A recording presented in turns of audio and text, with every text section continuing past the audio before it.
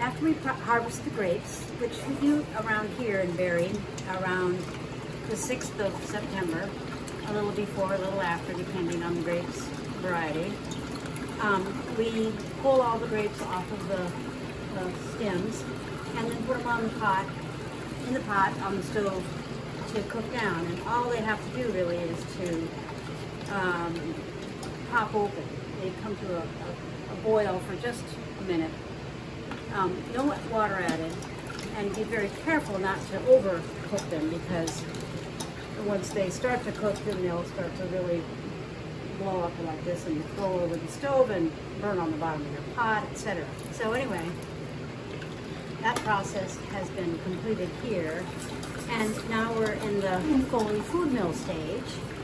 And the Foley food mill is a wonderful, very, very simple little machine developed by, I can't remember if his name was Foley or not actually, but a guy who was really, has a little sieve underneath, and then this, I can show you in a minute what it looks like, but you're just going to go back and forth, and squeeze the juice out of the grapes.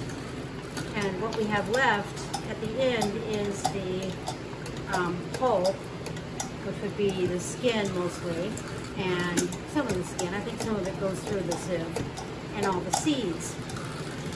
And I think I've saved other points in this video that we're actually making a nice grapeseed extract out of the seeds and pulp. And then we'll, save the grape juice for the juice. But I'll show you what it looks like, the food mill. Very, very simple. You can get them anywhere. And it has this little thing you go around in circles. It's at an angle, so it kind of hits the bottom of the dish, and it has little holes in it, and all the good stuff goes through. And the stuff you want to discard it stays in it, and you need to dump it from time to time. So that's the process that's next. And then we're going to have this whole big pot of grapes all run through the food mill. We'll then package up the juice into jars and put it back in this pot in the water, just covering the top of the jars after they've been sealed with a lid and a ring, and bring it to a boil and let it boil for 15 minutes and take it out, and you've got your final juice product. Now I'm at the stage where we're putting the lids on. These are called lids, and these are called rings. And we poured the juice out into the quarts. With the grape juice, I'll stop right here on this rim, because it seems to boil up a little bit in the jar and leak out all over the canning water. So I put it on, I call it medium tight. Screw these on just a little bit and then tighten them down a little bit, because they do open up a little bit in the water, and as the liquid bubbles, the juice boils a little bit. Can you explain what happens when you put them in the water? Why don't you explain it? Well, you put them in the water. When it comes to a boil, the boiling grape juice drives the air out of the top of the jar. That's why you don't tighten it down too much. You put it on medium tight so the air can get out, and during that whole process you let it go for 10 or 15 minutes. The air is driven out, and then when you take them out, they begin to cool. The grape juice contracts a little bit, and it sucks the top back down onto the jar, and the little raised portion of the top that's sticking up right now, the chili's clicking, but when it's sealed, will be sucked down into the jar, and that's how you know you've got a good seal. If that is sucked down and it makes a little dent in the top of the jar, then you know that you've got a suction in that jar, a vacuum in that jar that's creating suction, and therefore you have a good seal. If it's still up, then you do not have a good seal, and you know that you need to either reprocess the thing or eat it right away, because it won't last very long. Bacteria and microbes and so forth can get at it and spoil it. So that's what's happening you're basically driving the air out of the material that you're canning, and in the absence of air, those bacteria and microbes can't survive, and therefore they die, and your grape juice is good. There are bacteria that survive in the absence of air, and you need to make sure that when you can those kinds of foods that are susceptible to that, you can them long enough, you boil them long enough that you kill all the bacteria. Things that are acid, like tomatoes and grape juice, are not very subject to that. But now Julie's putting 7 of them in a jar in the pot on the stove. That's how many will fit. The water is rising to cover them, and when they boil, once they boil, you leave them in for how long? 10 minutes? 15? 15, yeah. 15 minutes, and then you can draw them out with that handy canning tool that she's using now to put them in. Most important tool for the canning process. Yeah, you wouldn't be able to get along very long without that. You don't want to reach your hand in that boiling water to get the jars out again. Anything else? Just let everybody know that this is a wood stove, as you see. It was 92 degrees today. We are hot. It's a hot business to do this in September, yeah. Sometimes we wonder if it was a good idea to get a wood stove, but just in September when we're doing grape Yeah, there are a juice few and days when it gets canning pretty hot tomatoes. when you're doing canning. You got all that steam in your kitchen. Nothing makes But we got plenty of windows around that gives us fresh air. right, and nothing makes me feel more proud and then to be preserving food, especially on a hot day. All right, thank you. Today we are making grape juice, but along with making grape juice, we're starting a new project, new product, grapeseed extract. As it turns out, it's good for almost every single thing that ails you. So here we are in that process, and we'll have this on YouTube for you to see.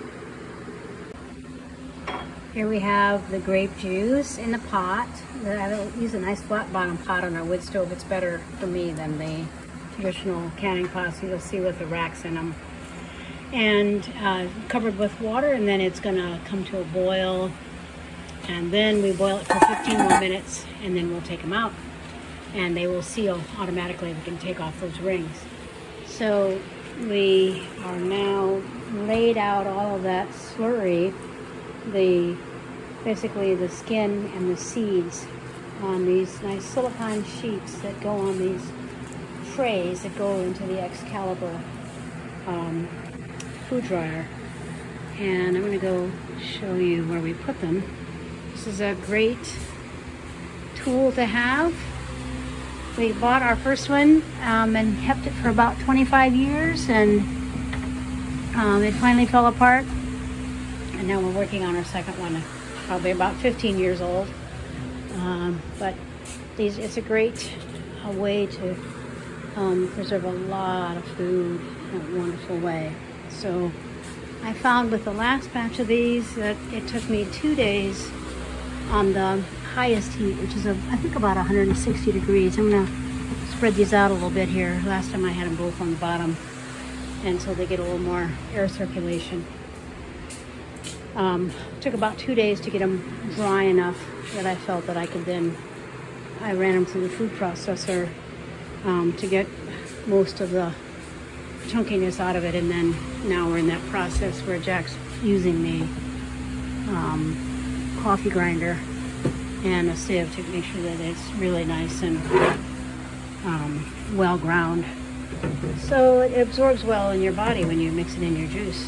So here we go, and we just turn this on all the way, and we'll leave it out here on the porch to do its thing for probably about 48 hours.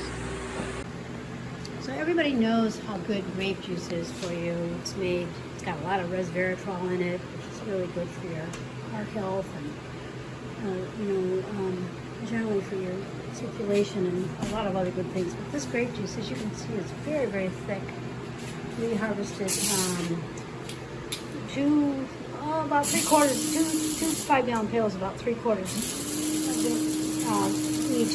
Yesterday was Scott, Jack and Scott and I, and boiled them down yesterday, and then So I've been waiting. It's been a little hot today, so I'm waiting until late in the day to finish this process. But so I ran them through the 4-week food mill already, and we ended up with this slurry here at the end, which is the seeds and the skin, and then we have the juice over here.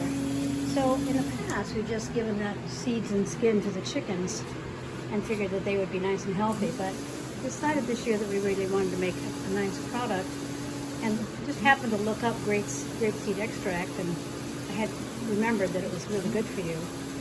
And it turns out it does have just incredible capabilities for helping with rheumatoid arthritis, osteoarthritis, cleansing the liver, cleansing the kidneys. I can't remember, cancer and cancer prevention and curing, and lots of stuff. So we are in the process now of finishing our first batch. We made some, put this out on these sheets and dried it for 2 days. It took 2 days to get it dry. This slurry is loaded with seeds, but also loaded with skin.